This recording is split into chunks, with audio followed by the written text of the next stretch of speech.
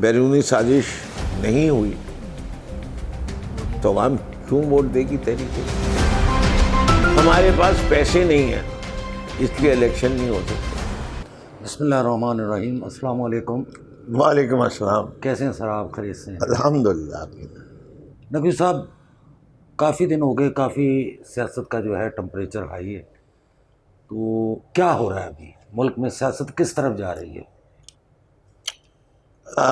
ملک کے سیاسی حالات سنجیدہ بھی ہیں اور ہر پاکستان کو رنجیدہ بھی کیے ہیں، ہر پاکستانی، چاہے وہ کسی بھی پارٹی سے تعلق رکھتا ہو، کیونکہ ملک مشکل میں ہے، معاشی طور پہ ہم تباہ حالی کی طرف جا رہے ہیں، امید کی کرنیں کم ہوتی جا رہی ہیں، اندھیروں کے سائے بڑھتے جا رہے ہیں، and the end of the tunnel light بھی کچھ مدھم نظر آ رہی ہے۔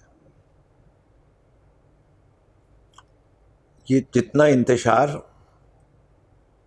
جس نے بھی آغاز کرایا، چاہے وہ امریکی سازش ہو، چاہے وہ سندھ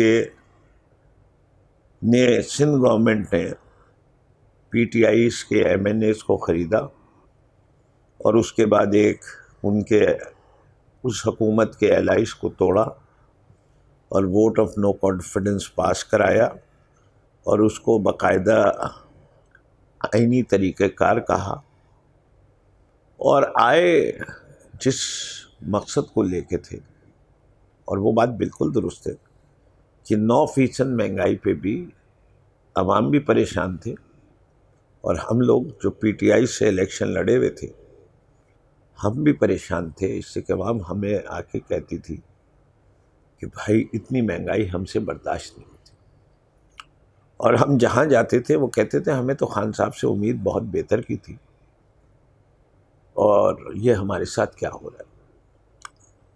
یہ بات اپنی جگہ درست، کووڈ ہوا تھا، لیکن آج وہ 9% جو ہے وہ آج ہی صبح فگرز آئی ہیں کہ سالانہ 36.8% پہ پہنچ گئی۔ جو بلاول بھٹو مارچ کر کے پہنچے تھے وہ ایک وقت میں 12 روپے پیٹرول کی قیمت بڑھنے کے اوپر انہی نے مارچ کی تھی، اب 100 روپے سے اوپر بڑھائی گئی ہے۔ جی بالکل۔ قوم کی تو چیخیں نکل گئی ہیں، اور پاکستان کے ٹیکس کے نظام کو اور جس طرح حکومت چلتی آ رہی ہے، ٹیکس یہ قرضے اتارنے کے لیے اور قرضے لیے جا رہے ہیں، بالکل ایسے۔ اور اس سے حالات بد سے بدتر ہو گئے۔ کوئی حکومت سوائے پی ٹی آئی کے جس نے ٹیکسوں میں کوئی معنی خیز اضافہ نہیں کیا، پی ٹی آئی کی حکومت نے جیسے ہی کووڈ سے نکلے تو اس کے بعد جو ٹیکس والا سال تھا اس میں 37% اضافہ ہوا تھا۔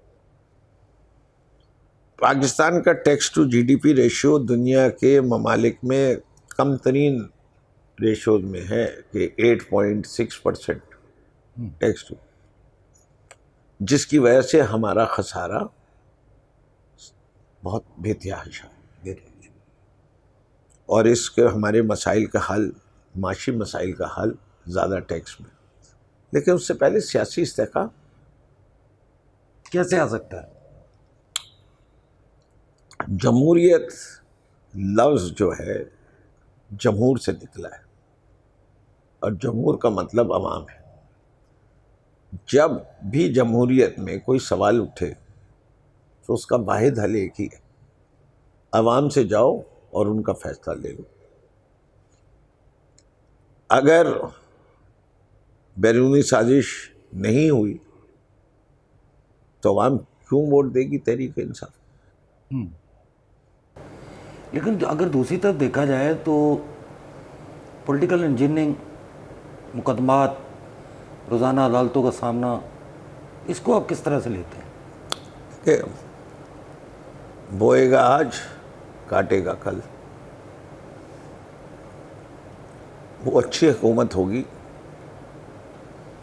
جو ماضی میں جو کچھ ان کے ساتھ اپوزیشن نے رویہ رکھا ہے اس رویے کو دہرائے نہیں اور اصولوں پہ چلتی رہے اور اصولوں پہ فیصلہ کرے.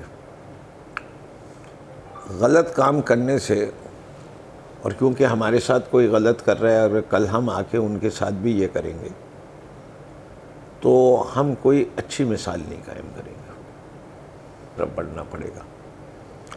لیکن میں امید یہی رکھتا ہوں کہ جب تحریک انصاف کی حکومت آئے گی تو وہ بدلے والی سیاست نہ کرے تو بہتر ہے. ہم کرپشن کے خلاف ہیں، ہمیں کرپشن کسی طریقے سے برداشت نہیں ہے. ہمارے لحاظ سے کرپشن ختم کرنے کا طریقہ کار جلد سے جلد یہ ہے کہ طاقتور کرپٹ لوگوں کو پکڑو، تو مثال قائم ہوگی اور خوف قائم ہوگا کہ لوگ کرپشن کرنا بند کر دیں گے. دیکھیے اسلام میں ہاتھ کاٹنے کی سزا چور کا جو ہے اس سے ساری قوم کو جو ہے وہ لولا اپاہج نہیں کرنا. بات یہ ہے 2 ہاتھ کاٹ دو گے تو 2 لاکھ آدمی جو ہے وہ چوری سے ڈر جائے گا اور معاشرہ صاف ستھرا ہوتا جائے گا. ابھی اگر موجودہ حکومت ان مطالبات کو نہیں مانتی، آپ لوگوں کا آپس میں جو ہے وہ میٹنگ بھی ہو رہی ہے، اجلاس بھی ہو رہے ہیں، تو کیا آپ سمجھتے ہیں کیا لایا عمل ہوگا؟ جس طرح کل چیئرمین آپ کے جو ہیں عمران خان، ان کی طرف سے سڑکوں پر آنے کے لیے کہہ دیا گیا ہے، تو آپ سمجھتے ہیں کہ یہ لایا عمل ٹھیک ہے؟ دیکھیں بات یہ نہیں ہے، یہ جنگ پی ٹی آئی کی اور پی ڈی ایم کی نہیں ہے. پہلے تو آپ اس چیز کو ذہنی طور پہ ذہن نشیب کر لیں یا اس سوال کا اٹھا لیں کہ یہ اس وقت جدوجہد ہے کیا. ہمارا ملک کے پاس آئین ہے، 1973 میں بنا تھا، 50 سال ہو رہے ہیں اس کے منا رہے ہیں. اس آئین میں لکھا گیا ہے کہ جی جب یہ ہو تو یہ کرنا ہے. تو اسی کے آرٹیکل 112 میں لکھا ہوا ہے کہ اگر چیف منسٹر صاحب ڈیزالو کر دیں حکومت تو 90 دن کے اندر دوبارہ انتخابات ہونے ہیں. ضروری ہے. اس کے ساتھ ساتھ اسی آئین میں لکھا ہوا ہے کہ گورنر صاحب کو تاریخ بھی دینی ہے الیکشن کی، اور جب وہ الیکشن کی تاریخ دے دیں گے تو اس کے بعد وہ ایک کیئر ٹیکر حکومت بنائیں گے. یہ آئین کا حصہ ہی ہے، کوئی پی ٹی آئی کا لکھی ہوئی ڈیمانڈ نہیں ہے، یہ آئین ہے، آئین ہے، پاکستان کا آئین ہے. جو شخص آئین کی خلاف ورزی کرے اس کو ہم آئینی طور پہ غدار کہتے ہیں. اس آئین کی حفاظت کرنا ہر پاکستانی کا فرض ہے، ہر پاکستانی کا، چاہے وہ فوجی ہو، چاہے وہ بیوروکریٹ ہو، چاہے وہ جوڈیشری سے تعلق رکھتا ہو، چاہے وہ عام شہری کو، آپ کو مان لینا چاہیے. سر ایک اور ایشو آج کل بہت بنا ہوا ہے مردم شماری کے حوالے سے، آپ اس سے مطمئن ہیں؟ جو مردم شماری کے ابھی انہوں نے تفصیلات جو سامنے آئی ہیں، آپ کیا کہتے ہیں، ٹھیک ہوا ہی؟ دیکھیں پہلی چیز یہ ہے،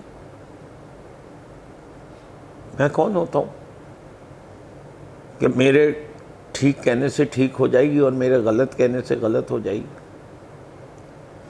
مردم شماری ہونی چاہیے یا نہیں ہونی چاہیے؟ مردم شماری ہونی چاہیے. کیوں ہونی چاہیے؟ کہ مردم شماری کی بنیاد پہ اس ملک کی آئندہ کی پلاننگ کے بے تحاشا فیصلے. فار ایگزامپل کراچی میں جتنی آبادی ہے اب اس کے لحاظ سے کتنے اسکولوں کی ضرورت ہے، کتنی لڑکیوں کے اسکولوں کی ضرورت ہے، کتنی لڑکوں کے اسکولوں کی ضرورت ہے.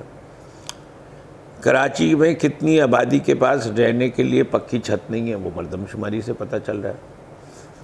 کراچی کی اگر اس سال 10% لوگ 18 سال سے اوپر ہو رہے ہیں اور اگلے سال 6% لوگوں کی شادی ہو جائے گی، اور جن کی 6% کی شادی ہوگی ان کے 2 سال کے اندر ایک بچہ بھی پیدا ہوگا، تو یہ بھی تو اسی مردم شماری سے نکالا جائے گا کہ وہ آبادی کتنی ہوگی.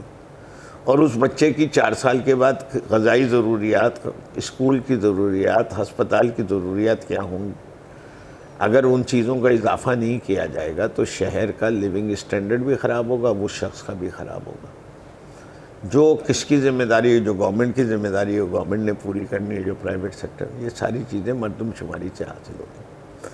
پھر اس ملک میں NFC کے ایوارڈ میں بھی آبادی کا ایک بہت بڑا حصہ ہے جو پاکستان کے مختلف علاقوں سے، جہاں وہ پیدا ہوئے، جہاں ان کی پرماننٹ رہائش ہے، وہاں وہ رہتے نہیں ہیں، رہتے وہ کہیں اور ہیں اور اپنے آپ کو درج کہیں اور کرایا. اس کو غیر قانونی کر دیا گیا. اس سینسس کے اندر یہ فیصلہ ہوا ہے کہ ڈی فیکٹو کاؤنٹ ہوگی، ڈی جورو نہیں ہوگی. ڈی فیکٹو کا مطلب یہ کہ جدھر آپ نے پچھلے 6 ماہ گزارے وہیں آپ نے اپنی گنتی کرانی ہے. اب میرے خاص طور پہ پختونستان سے KP کے سے جو لوگ آئے ہوئے ہیں ان کو وہ صحت کارڈ کی سہولت اتنی اچھی لگتی ہے کہ وہ اپنے آپ کو کراچی میں اندراج نہیں کرانا چاہتے. بالکل. رہتے وہ کراچی میں لیکن دکھاتے وہ اپنے آپ کو گاؤں میں. تو یہ کراچی کے ساتھ زیادتی ہے. بالکل ایسا. اسی طریقے سے بے تحاشا آبادی ایسی بھی ہے جس کو حکومت سندھ ماننے کو تیار نہیں ہے کہ اس آبادی کی گنتی کی جائے. وہ کون ہے؟ وہ ہمارے بنگالی بہاری بھائی مشرقی پاکستان کے. وہ کہتے ہیں ہم تو ان کو مانتے ہی نہیں ہیں، گنیں گے ہی نہیں. بھائی رہ تو رہے ہیں کراچی میں. اس گنتی کا تعلق اس سے کہ کتنے لوگ گندم کھاتے ہیں کراچی میں، کتنے لوگ کراچی کا پانی استعمال کرتے ہیں. اس سے کوئی یہ نہیں پوچھ رہا ہے کہ کتنے پاکستانی ہیں، کتنے افغانی ہیں، کتنے بنگالی ہیں، کتنے ایلین ہیں. ان کو تو صرف ہمیں تعداد چاہیے لوگوں کی. آپ کو نہیں چاہیے، آپ ایک ایک کو پکڑیے، کیمپوں میں ڈالیے، یا جس علاقے میں بھیجنا ہے بھیج دیجیے. اچھا ایک چیز اور ہے، آپ PTI کی طرف سے الیکشن سیل کے انچارج بھی ہیں. کچھ روز پہلے جو ہے وہ آپ کے انصاف ہاؤس پر کچھ فارم جمع ہوئے MNA MPs کے. آپ کا فارم جمع نہیں ہوا، وجہ؟ دیکھیں بڑی واضح سی بات ہے، میں پارٹی کا ٹکٹ حاصل کرنا اپلائی نہیں کرنا چاہتا. اگر پارٹی یہ سمجھتی ہے کہ مجھے الیکشن لڑنا چاہیے، میں حاضر. اس لیے میں سمجھتا ہوں کہ 27 سال سے اور اس پارٹی کے بانیان میں سے ہونے میں نہ میں اس کو اپنا حق سمجھتا ہوں، اس لیے کہ ہم میرٹ پہ یقین رکھتے ہیں، تو میں اپلائی نہیں کروں گا. اگر مجھ سے بہتر کوئی کینڈیڈیٹ پارٹی کو مل لے گا کراچی میں سے، میں ضرور اس کے لیے کام کرنے کو تیار ہوں. اور اگر پارٹی یہ سمجھتی ہے کہ میں اس لائق ہوں تو اس کو مجھے نامینیٹ کرنا چاہیے. کچھ اہم گوئیاں یہ بھی ہیں کہ شاید پارٹی میں کچھ اختلافات ہیں جس کی وجہ سے شاید آپ کو نشانہ بنایا جاتا ہے، ایسا ہے؟ دیکھیں سچ بات یہ ہے، جب اتنی بڑی پارٹی ہوتی ہے تو اختلافات بھی اس میں ہونی چاہیے.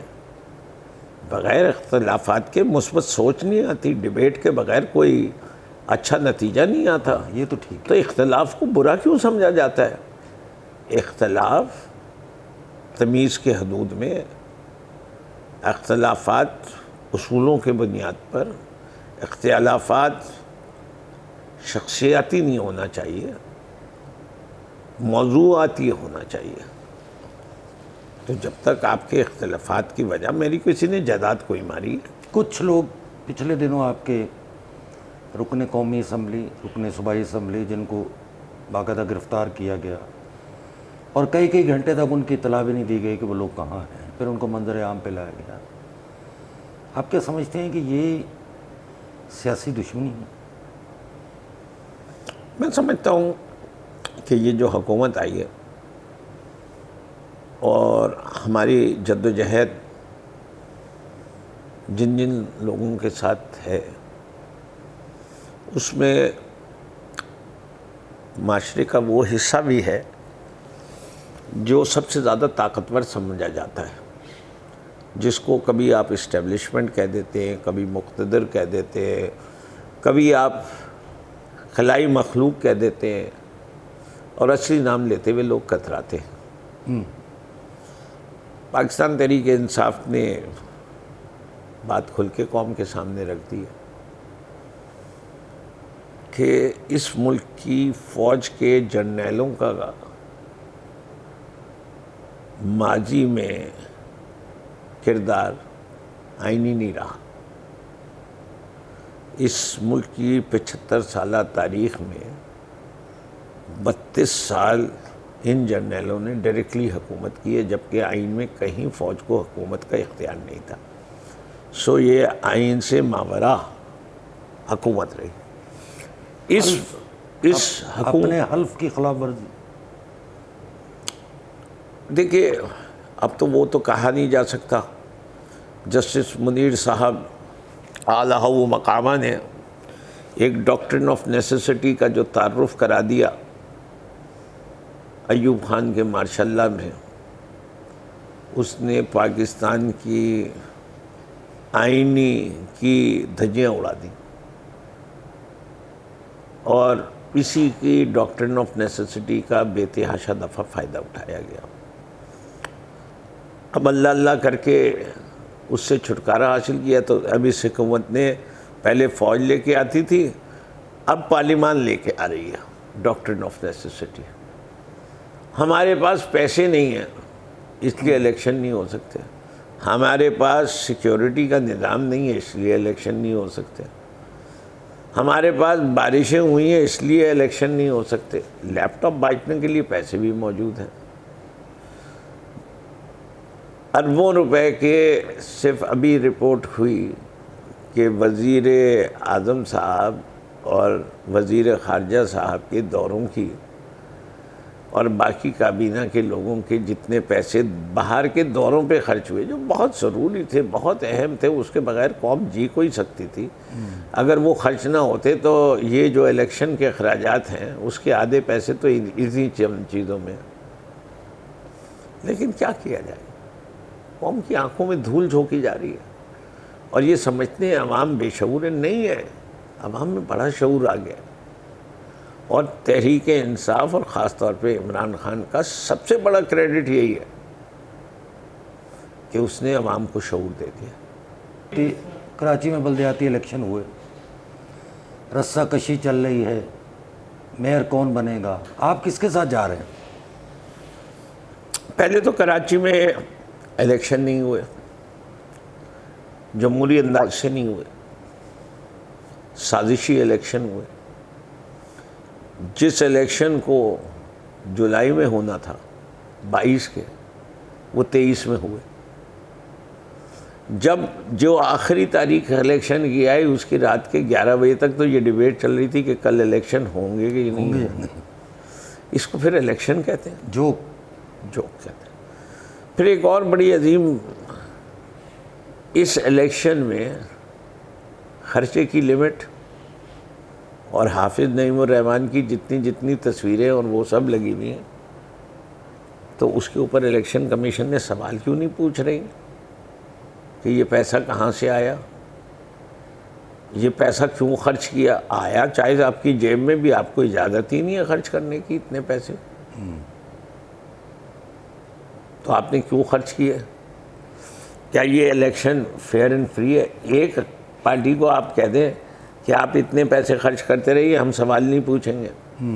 دیکھیں کتنی مزیدار بات ہے. ہمیں اجازت نہیں ملتی پروٹیسٹ کی، سینسس کی، ان کو شارع فیصل بند کرنے کی اجازت مل جاتی ہے. ہم گورنر ہاؤس کی طرف بڑھتے ہیں تو ہم پہ اوپر جو ہے واٹر کینن چلتی ہے. وہ چیف منسٹر ہاؤس بھی چلے جائیں، سندھ اسمبلی کے آگے بھی بیٹھیں تو کوئی نہیں ہوتا. آپ کے جواب سے لگ رہا ہے بات ساری یہ ہے جو آپ نے ڈائریکٹ سوال پوچھا. ہم کسی صورت بھی یہ نہیں سمجھتے کہ جس جماعت نے پچھلے 15 سال میں صوبہ سندھ میں ڈیلیور ہی نہیں کیا، وہ چاہے اپنے لیے کچھ بھی کہتے رہے، کہتے ہیں جانے ہی نہ جانے گل ہی نہ جانے، باغ تو سارا جانے ہے کہ پیپلز پارٹی نے اس شہر کے ساتھ کیا حشر نشر کر چکی ہے اس 15 سال میں. اس روشنیوں کے شہر کو اندھیروں کا شہر بنا دیا. جو پاکستان کا صاف ستھرا شہر مانا جاتا تھا وہ گندگی کا ڈھیر ہو گیا. جہاں لوگ گھومنے آتے تھے کہ سمندر دیکھنے آتے تھے اب وہ اس کے نام سے آنے سے گھبراتے.